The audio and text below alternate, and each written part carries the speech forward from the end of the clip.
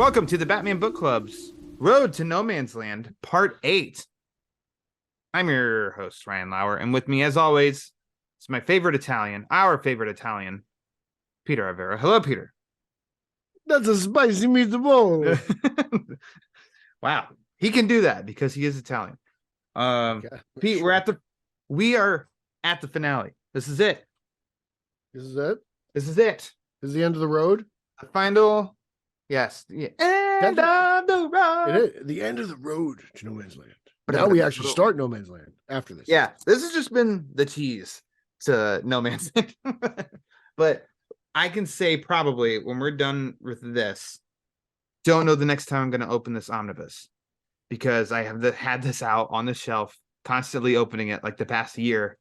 And we're on to just No Man's Land. So, question: do you own the other two? I know you own the next volume, but do you own the complete No Man's Land saga?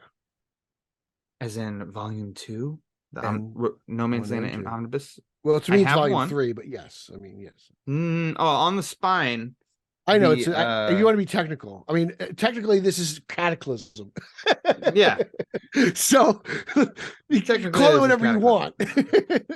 Makes sense. I have Volume 1. I do not have Volume 2. Okay. I've kind of been waiting because I also knew it didn't seem like it was like anywhere was running out of their stock anytime soon. It wasn't that.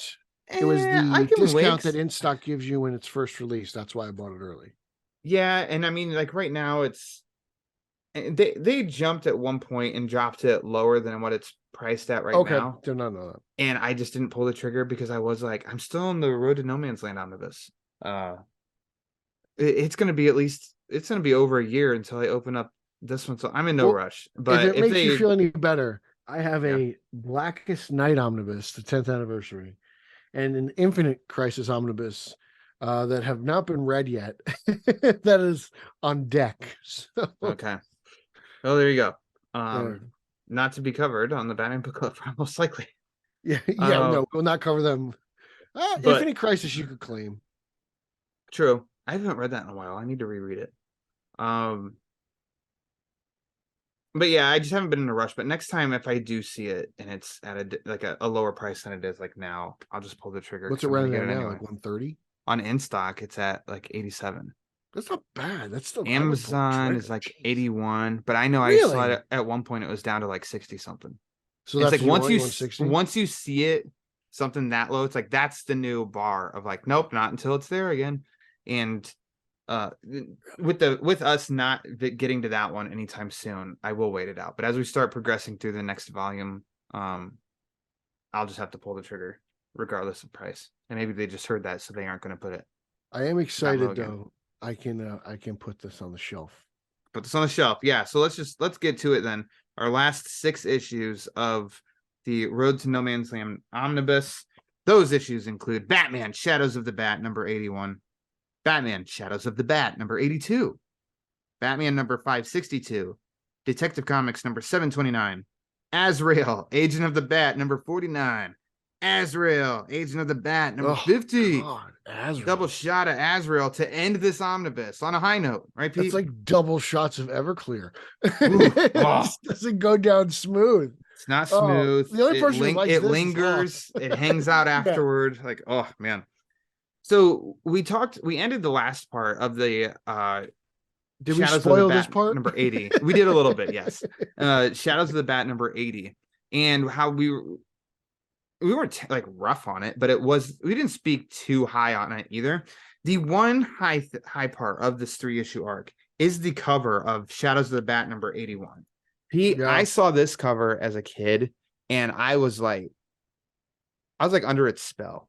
I loved this cover because it was the villains and then that lifelike look to it. Who is the artist here? If you hang on a second, because it's like it gives me vibes of Ross, but it gives me vibes of that Legends of the Dark Knight guy that we like so much. It says Glenn Orbick and Laurel Bleckman. Orbick's done a ton of covers that have popped up in this omnibus. He did the cover for the actual hardcover that we hold in our hands. Exactly. Yes, the actual. Orbick. I gotta say, I don't think I'm familiar. I'm not. This has kind of brought him to my attention. It seems like he was Alex Ross before Alex Ross. Like he kind of well, made it a little bit more lifelike. I don't know. I think I looked him up. Like, Yeah, or like has Ross? I guess Ross has Glenn been around for a Orbick while. passed away in 2015, is what Google says. Okay, He so was he was. an So he's American had to have been. illustrator, known for comic covers, born in the 60s, and he passed away in 2015.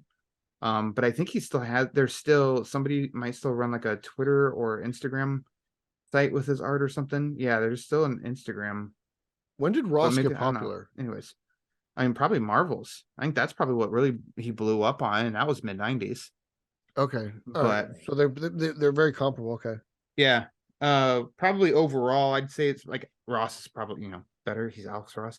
But I mean, these covers that he's done that we've seen sprinkled throughout all of this have been really, really good. And yeah, this one, I would this is buy just one I these love. and This easily one. frame them, like no Yep. contest. Yep, absolutely. And I actually, even when I read this and I posted it on the Batman Book Club's Twitter at the Batman BC, this one got a big response from people too. You never know when. What's not to love about the cover? Let's be honest. I mean, the only real you're missing Penguin. Like there's Scarecrow, Riddler, Ivy, Ventriloquist, Two-Face, Joker front and center. I mean, Yep. there's no Plenty to slouches on love. that cover. No slouches. Yeah. Ventriloquist does not get enough love. Like whose monkey is that? Yeah, Mad Hatter's. Gotta Mad be. Hatter Remember had a monkey? Nightfall? That's Well, in right, he did. He Nightfall, had he the had monkey. he had a monkey. Yeah. So maybe that was a carryover. They tried to make the monkey fetch, and it just didn't catch on. But yeah, this cover. I mean, apparently people who listen to the show, they really love this cover. I love this cover. It's a great cover. It's better than anything that's inside of the 3 issues, though, because we said last time that it kind of, there's 3 issues here. They could have condensed down into one. There's some fun, like some enjoyable things though, I think, out of it in Joker's manipulation. And it's kind of just because there is somebody in there that's, kind of like, what do I say? Joker's vengeful, but he's plotting in the back. I like just some of the character work with him, because some guy's kind of getting a big head inside Arkham, and Joker, he feels like, oh, this is my house. So he's just a little diabolical in how he schemes things. He gets in and hacks and gives to like people the wrong prescriptions and stuff. I thought that was a very Joker-like plan. I love that part, actually. Yeah. It's like good. There's good character moments like that, but it's like they're not executed really well. In some points, like I don't know. I also don't like this Killer Croc design. He just kind of looks like I don't either. I don't like the Killer Croc design. There's something with the art. I don't love the art, which is by Mark Buckingham. Something with it, I think, is keeping the story from feeling like character it's like Pinhead. going. I don't care about. Yeah, it's just like it's just slow moving, I think, and I'm getting impatient and just think it could go. And then, like we said, it's just.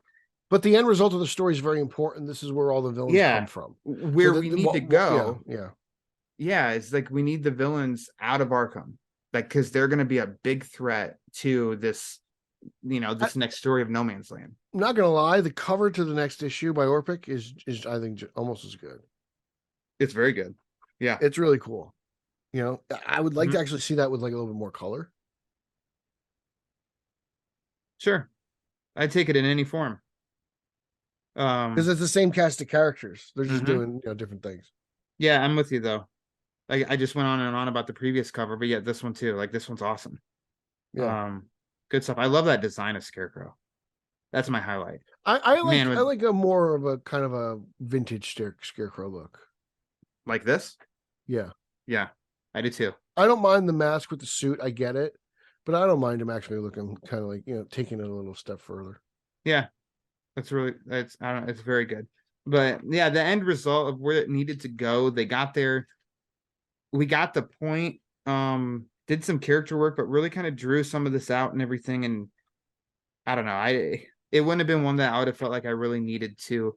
I could have found out in a Batman book that I bought that the villains in Arkham have escaped, and not felt like I needed to go back and get these 3 issues and read them to find out how. It's like, okay. They kind of think they took on Batman in 1 here too. Yeah. So So they think they're going out into a Gotham that has no Batman. some okay, like I don't know, some good little trinkets, some all right things, but overall just kind of like meh. So let's talk about something that's better than meh. In 562. Chuck Dixon writing, Jim Aparo on the art.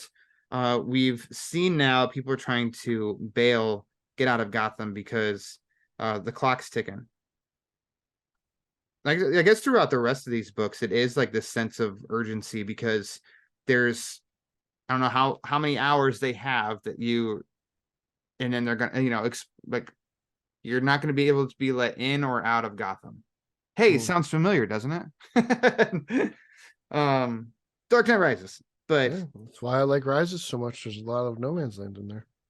The urgency that it brings to the story, it ends it like, I mean, I guess it doesn't end this omnibus because Azrael ends this omnibus, but Bruce, as far as we're concerned, this ends this omnibus. This ends the omnibus. Sorry, Oz. Bruce's speech was good. Everybody else was right. It didn't work. Gotham's being cut off. Gothamites, you have how many hours, then you got to get out, or you're stuck there. I like seeing. I mean, it opens up to set that, to give that setting with the helicopter shot, looking down. You see the busy, you see the busy bridge, and you hear like the television reports and all that stuff, and Oracle's pissed off, and then you're back in Washington where who comes into play again? Your pal Nick Scratch. One of the greatest villains you've never heard of. One of the most forgettable villains ever. Probably the most forgettable Batman villain of all time, Nick Scratch. Yeah. Who hires a sniper to take out Gotham's mayor, which I don't know. Like, it's Purple Electra. I don't. Well, hold on. It takes out Mayor Grange, but the target was Bruce. By mistake, yeah. At this point, though, in the story, I almost kind of feel like, well, Scratch just got what he wanted in the sense of there isn't going to be funding or help for Gotham. It's being cut off. So then what's the point of taking out Bruce Wayne? Because Bruce Wayne's a problem. Bruce Wayne's a problem. He's going to be a nuisance the whole way through. As you kind of see, as we get through No Man's Land, eventually Lex Luthor gets involved, and, the two of them kind of have their beefs as well. So Bruce is just going to be a problem in Gotham going forward. And Scratch just wants nothing to do with it. I mean, killing the mayor probably works out in his favor anyway, because it just creates more chaos. But I really dig this story because I like the Bruce moments with the mayor before she died. I thought that was really cool stuff. But it was the Gordon moments again, where he's he's rebounded since his interview, and he's going to just kind of grab Gotham by the balls. I really like it. Aparo's art is gorgeous too. Yes. So one of my favorite pages is in that Batman 562. Maybe of this whole bunch. I'm making sure that that's 562. It is page 1176. But I mean, those Arkham guys we just talked about that escaped. We have a whole group image from Aparo, and that is a Jim Aparo Joker face if I've ever seen one. Isn't it? But beautiful? I love that he's got the whole cast like behind Isn't it and beautiful? Everything. Yeah. And if I'd have just seen that, I would have just totally been like, oh, sweet, here they come, without having to get those other issues. But hey, I read them. We did the work. Also, Ivy went from wearing like her green outfit to wearing a collared shirt. Yeah, she wanted to fit in. Yeah, exactly. Zaz is still in the back shirtless though. Yeah, Zaz is showing off his pack. Scarecrow was not in his style, Scarecrow. By the way. Yeah. I'm trying to think some of these others. So Scratch rallies his little devil face dudes, which apparently that's their face. It's not a mask. It's like Professor Pig wasn't the first one. Yep. The Dollatrons. These are the Scratchatrons. There we go. Dollatrons, yeah. Detective Comics number 729 is where we're talking about with this one. This has Gordon rallying the GCPD, which I slipped up last time. A little overzealous. Really us, we like talking about guys who wear their underwear outside their pants. All right. Yeah. Back My off. bad. Creep. My bad. Josimon, go. Josimon, go. He will never hear this. He'll never know. It's like how much I talk about Rick Shue on Straight Outta Gotham, because I know Rick doesn't listen. He doesn't listen. He has no idea. Holzman doesn't listen to this. Someone could tell both of them, just like listen, because you just listen to this and they won't. Yeah. I like how it's put to an end, these Scratchatrons, though. Don't say that. These Scratchatrons by the Joker. Like, I love that we got teased already that the Rogues Gallery, they're free. They're in Gotham that's about to be cut off from everybody. And man, he just encounters them in an alley, and he just, I mean, in his Body by Joker shirt and a hat and a song and a Isn't little that dance. great? I'm so glad you caught that. And then just boom, boom, boom, boom, like it just takes him out, done. And I was kind of like, okay, good. Hopefully Scratch is next, you know. And I don't know what Joker. I know one thing Joker does, but I don't know how big of a role Joker ends up playing in No Man's Land. Do you remember? Aside from what we know, or what we all know, the one thing. He's just a Joker. Just like Joker. Yeah. In a city with no rules. Yeah. All right, what were you gonna ask me though? What did you think of Mr. What's his name? Oh God, I can't. The human spider. What the hell is his name? Oh, the Gearhead. Gearhead. He is a big 2000s villain. Like, you could tell when he was created. Yeah. He looks a little like is it Smythe in Yes. Spider-Man? Yes. Looks like that, and I was like, oh boy. Did you ever hear of Gearhead before this? No. This guy was completely this is new. To me. Okay, Mm-hmm. He pops up around this time. He lingers around a lot for this era of Batman, I think. This was not something that I got excited about seeing either. He blames if I'm not mistaken, I think there was some sort of accident that cost him his body, and now he got this metal thing, and it's kind of like half Metallo, yeah. Metallo, half Smythe, like you said. Like, they kind of combined like a bunch of villains and tried to create one for Batman, I think. It's something like this. It's just like, I don't know. I'm not too interested. The issue was fun, but I mean, yet again, it was more Dick and Tim, and then Oracle, Gordon, Joker taking out the Scratchatrons.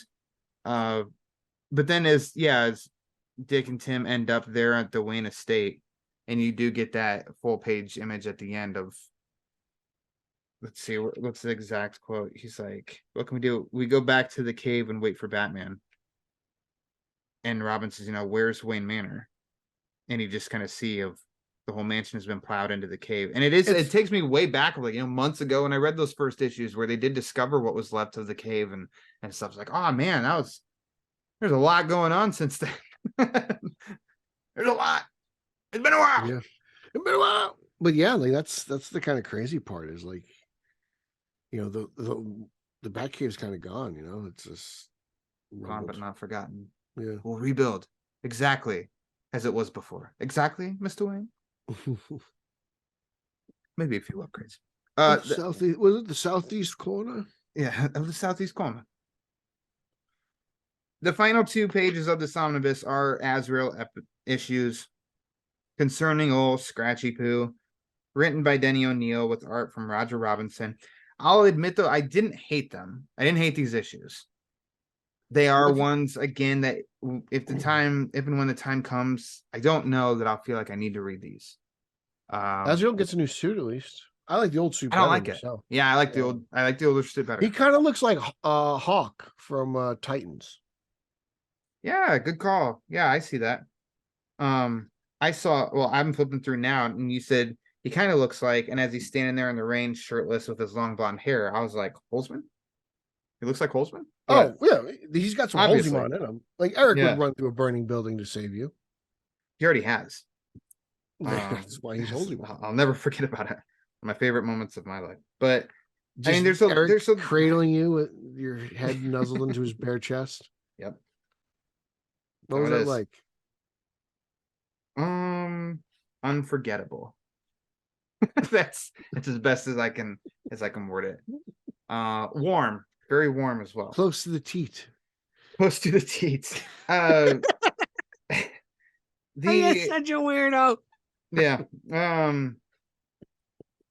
So, I mean, Azrael ends up on a mission to go save, I think it's a senator. You get another, he's supposed Batman to gives save a mission, somebody. yeah. I just And Batman gives him the mission. Azrael does it. He crashes his bug, which of course the That's the Azrael best part. mobile. Azrael drives a Volkswagen Beetle. I was like, that guy can't fit in that car. Okay, yeah, Beetle. Crashes A that, but then lime green Beetle. and then the next issue he's driving that same thing, and it's in perfect shape. So I kind of don't. Okay, that's fine. It's not a big deal. They actually had like the VW too on the hood. They So did. I was like, Yeah. was this product placement? Was this when the Beetle was just coming out? You know, the sales have been slumping. Let's see if this Azrael mobile will give it the boost we need, you know? You're looking at me very intensely there. Oh, I got a text message on my computer, and I was like, Oh, okay. From I was Holtzman? like trying to read. No, it's not. It was actually from the editor in chief. Hey, all right. There you go. Got real. Let's get his opinion on Azrael. Hey, Bill, why don't you just jump on in? Yeah. But the issues aren't terrible. I mean, Batman does pop up. He's got a bright red oval. Bright yellow oval. He shakes hands at the end. I think we can work together, stuff and all that. And it's like, sure, all of that works in the sense of Batman needs to be back in Gotham, but he needs help for DC. So send Azrael. Like, I don't know. It's fine. In the end, these two issues are fine. Didn't hate them, but I kind of don't care. And then old Nick Scratch, he's just kind of, there are villains that are good and you enjoy not liking them. It's like, I know that you're bad and I know that you're like doing bad things, but you're like, it's enjoyable watching you do this. And the hero is going to take you down eventually. And then there are ones that are just like, just getting annoyed with your presence. This is how I feel about the current villains in Detective Comics. Like, oh yeah. It's the same feeling. I've said way too many times about Nick that. Scratch is kind of like, at this point, he's like Batman or Robin. I can just laugh at him. It doesn't bother me. Not in the product placement. Do Mountain Dew presents the Batman Book Club.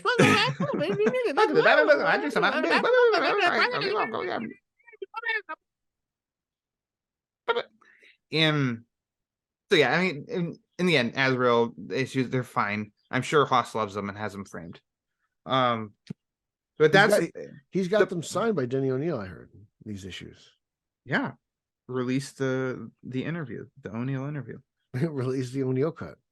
So I mean, the story. I mean, it ends. I don't know if these two issues needed included, but I mean, at least the omnibus ends. You're in no man's land. The end. In no man's land. They knew where to end it. The bridges have blown up. Gotham is its own territory, so it does leave me excited to jump into the omnibus. Begin. Yes, let's get going on this no man's land. How about Pete? Let's hear your like final thoughts on this, like this collection as a whole, the story as a whole. This is to me, I think it's a really great setup for a very long story, but I think it puts Batman and company in an element that they're not used to. Not only are the psychos running wild, but they're running wild freely because that's just it.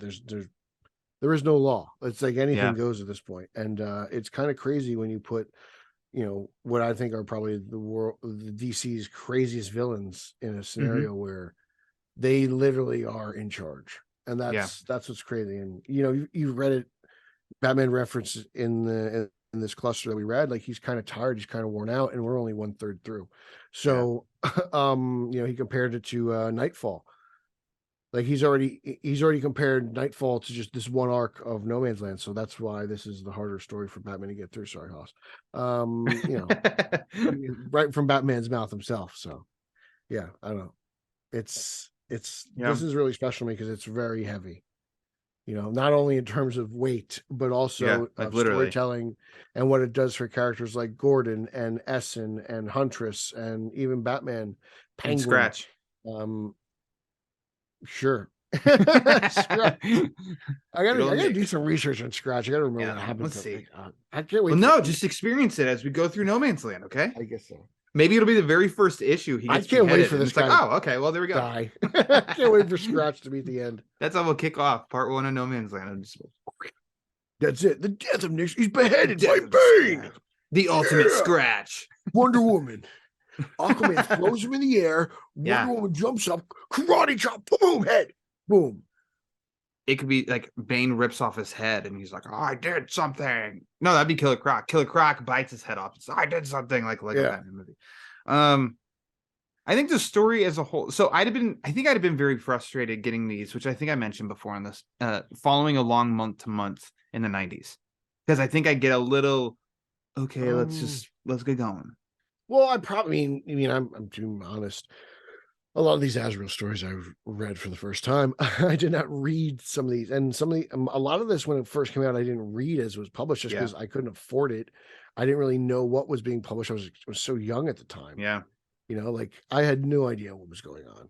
Mm-hmm. But within the contents of like Batman and Detective, I think you could have followed along pretty closely, as well as Nightwing and Robin. And that's mostly what I was reading was probably Batman, Detective, and Robin at the time. Like that's kind of what I was getting the most out of the story then. Yeah. I think the plus side of this story is that it gave a lot of characters some weight.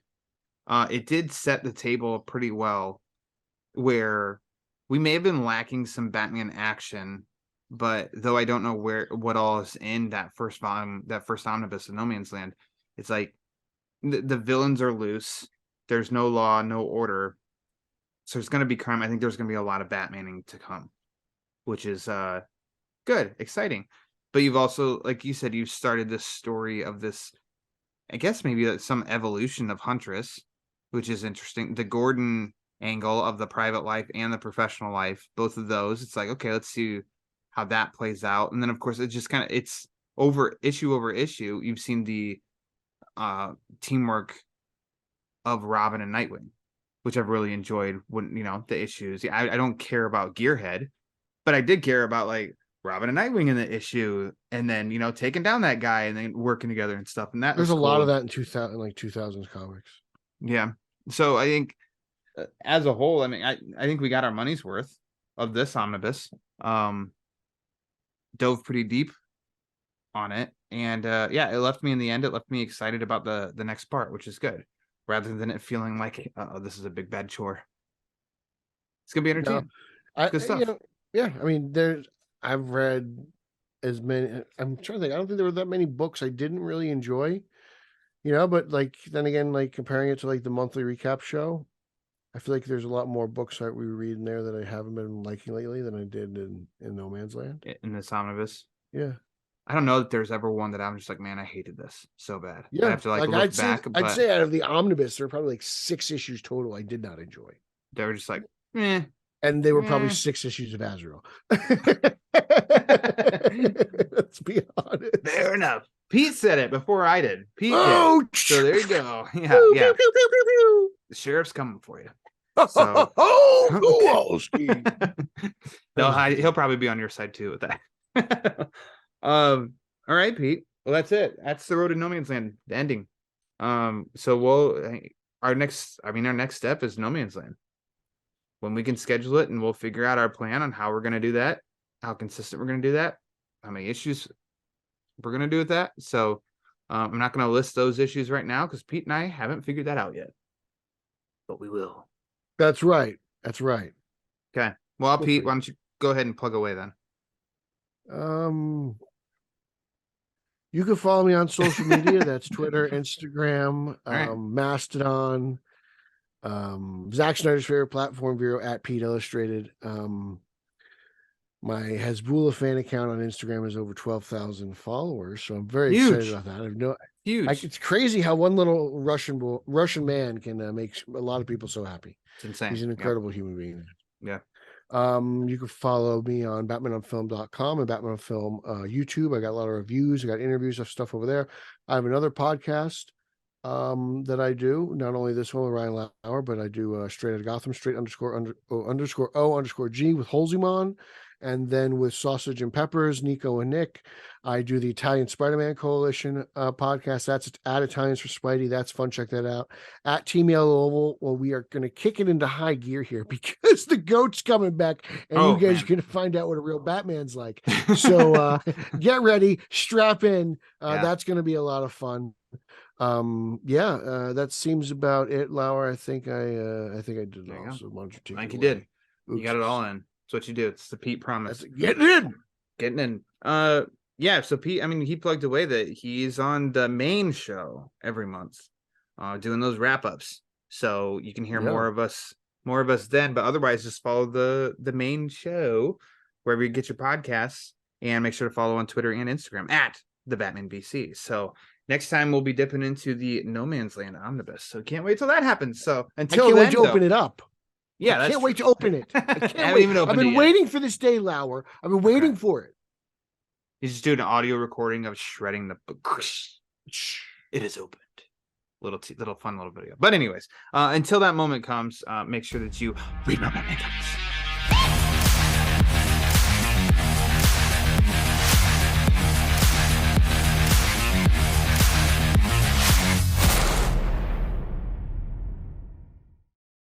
Lawrence.